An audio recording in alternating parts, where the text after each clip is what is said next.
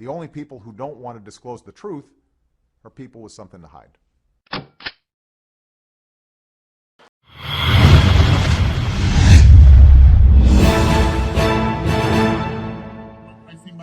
And if I could just get your perspective on this question of an undocumented worker using a false social security number to gain employment while they're here, would that person, in your view, should that person be eligible to become a U.S. citizen, or should that person be able to become a U.S. citizen?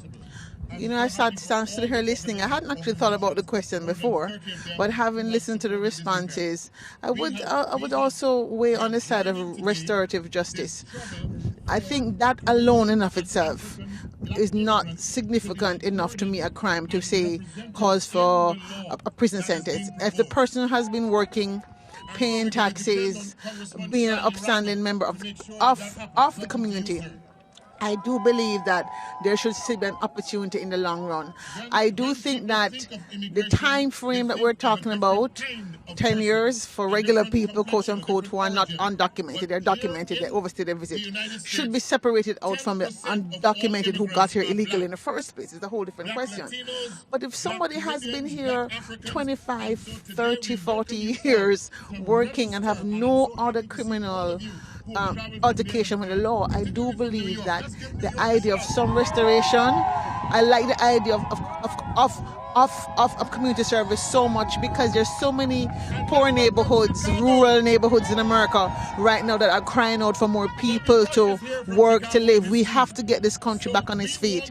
And we know, I believe that in doing this process, we have to also be mindful of the need for a skill shift in America. We are well aware that the need for unskilled labor is getting smaller and smaller. So all of this has to be weighed. But overall, I would support a restorative justice approach.